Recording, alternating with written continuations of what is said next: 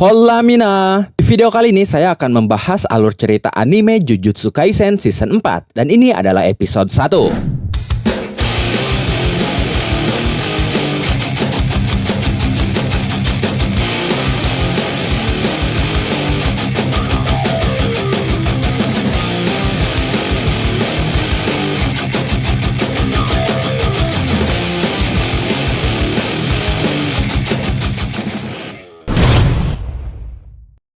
Sebelum masuk ke alur ceritanya, buat kalian yang kebetulan sering mampir tapi belum sempat subscribe, ayo luangin waktu 1 detik aja buat pencet tombol subscribe-nya sekarang juga. Kita sama-sama kawal channel ini, biar bisa segera menyentuh angka 100.000 subscriber. Terima kasih banyak buat dukungan luar biasa kalian selama ini. Oke, sekarang kita langsung masuk saja ke alur ceritanya. Let's go! Setelah pertarungan Yuta Okkotsu melawan Takako Uro dan Ryu Ishigori berakhir di season 3 kemarin, kita beralih ke gedung Shueisha, yaitu perusahaan penerbit terkenal di Jepang yang menerbitkan buku, majalah, dan manga. Staf Shueisha bertanya kepada seseorang, apa yang membuat mangaka menjadi seorang mangaka? Seseorang itu menjawab, dengar, tidak ada yang namanya izin menjadi mangaka. Staf Shueisha bertanya lagi, apa kau punya pengalaman serialisasi? Seseorang tadi menjawab, itu sedikit tidak sopan untuk ditanyakan. Staf Shueisha kembali bertanya, karyamu sudah pernah diterbitkan? Seseorang tadi menjawab, wah itu pertanyaan kuno. Staf Shueisha itu ternyata sedang membaca manga hasil karya seseorang tadi. Dia berkata, kau fasih juga berbahasa Jepang. Seseorang itu ternyata bernama Charles Bernard, yang penampilannya terlihat seperti orang Eropa. Charles berkata, kau juga fasih berbahasa Jepang. Staf Shueisha itu menanggapinya dengan berkata, apa? Tapi aku kan asli Jepang. Lalu Charles berkata lagi, aku pun lahir dan besar di Jepang. Orang tuaku dari Prancis. Yang kau temui sekarang adalah diriku seutuhnya. Staf Shueisha itu kebingungan. Dia pun minta maaf. Tapi dia merasa Charles itu bocah yang aneh. Lalu Charles berkata lagi, sebaiknya kita coba untuk saling kenal. Setelah membaca mangaku, kau akan sadar kita akan punya hubungan panjang dan sangat menguntungkan di masa depan. Cerita manga Charles sendiri mengambil referensi dari cerita Ikusang dan Sang Harimau, tapi gambarnya disisipi gambar dewasa. Staf Shueisha berkata, cerita berdasarkan legenda atau kisah kuno itu cukup umum, tapi bukan hal yang buruk. Hanya saja, bukannya ini agak terlalu bertema dewasa? Mendengar itu, Charles cukup kesal. Dia berkata, cukup umum katamu? Staf Shueisha itu berkata lagi, karakter utama ditipu oleh sang jenderal setiap malam dan harus berurusan dengan masalah tidak logis tentang bagaimana menangkap harimau yang terlukis di layar. Tapi harimau itu sebenarnya adalah cat girl dan karakter utama kita terpikat olehnya dan bukannya memakai dialog pelesetan sendiri. Dia hanya meniru jawaban Ikusang seperti di kisah aslinya. Ini sulit dipahami atau bisa dikatakan konteksnya terlalu spesifik. Lagi pula, kami ini majalah shonen. Perkembangan selanjutnya juga cukup aneh. Ini cerita komedi atau horor?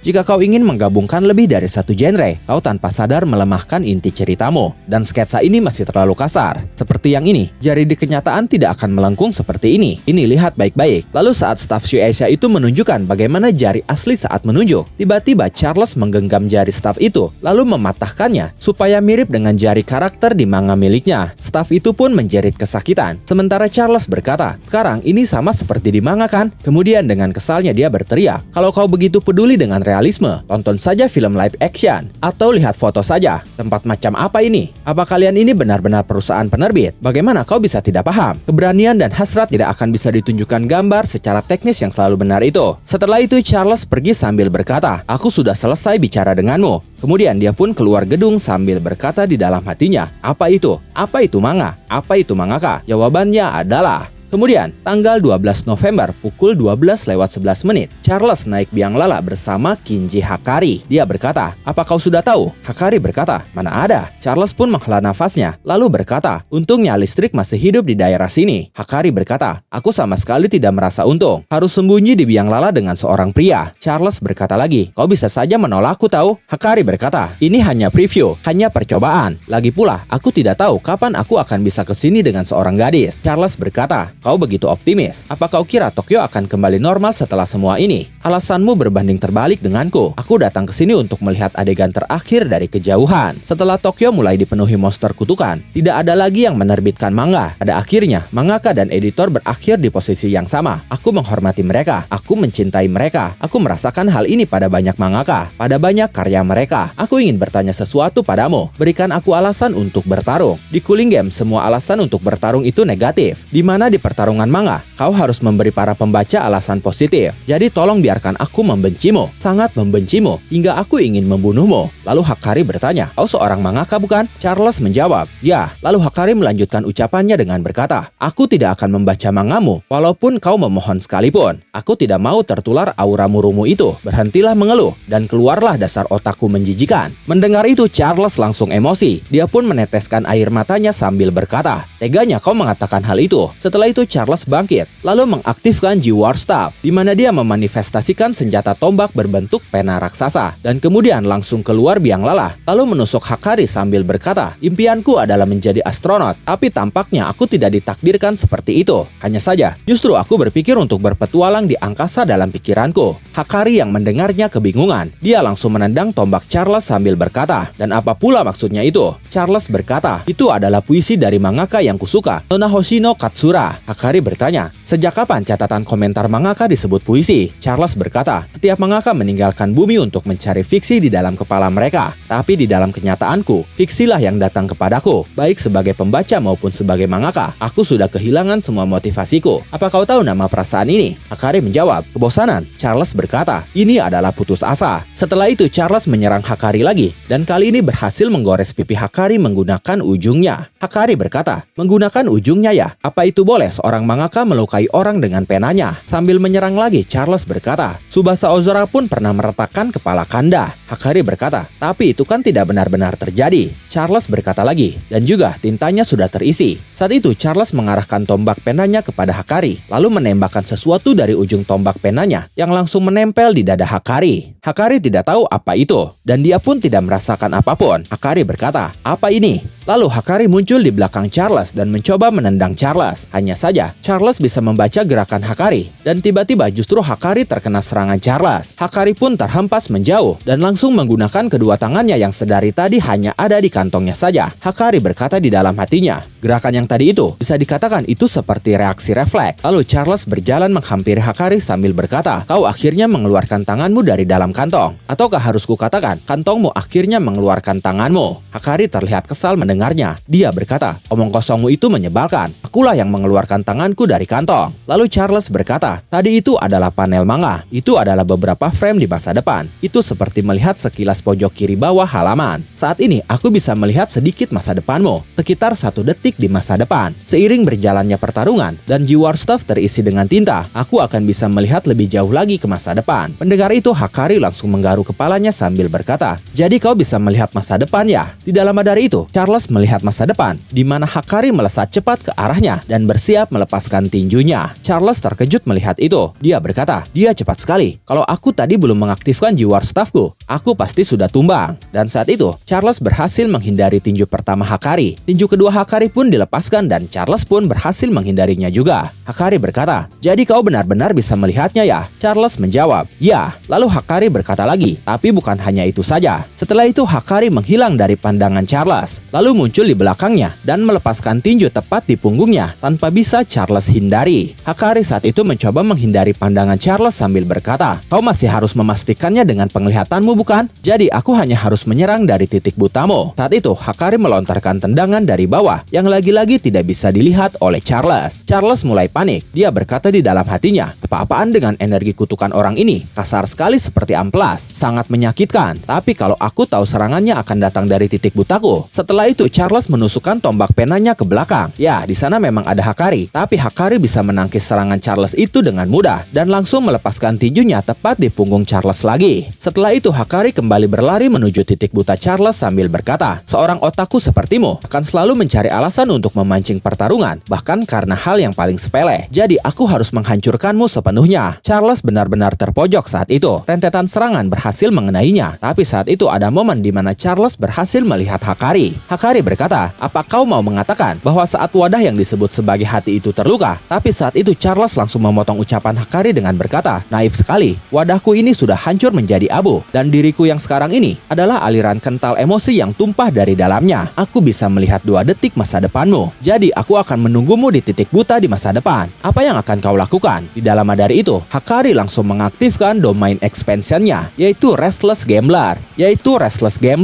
Karena efek pasti kena. Sebuah penjelasan untuk domain dan teknik Hakari muncul di dalam pikiran Charles, di mana domain itu ternyata tidak bisa diprediksi. Dan sayangnya, momen itu mengakhiri Jujutsu Kaisen Season 4 episode 1 kali ini.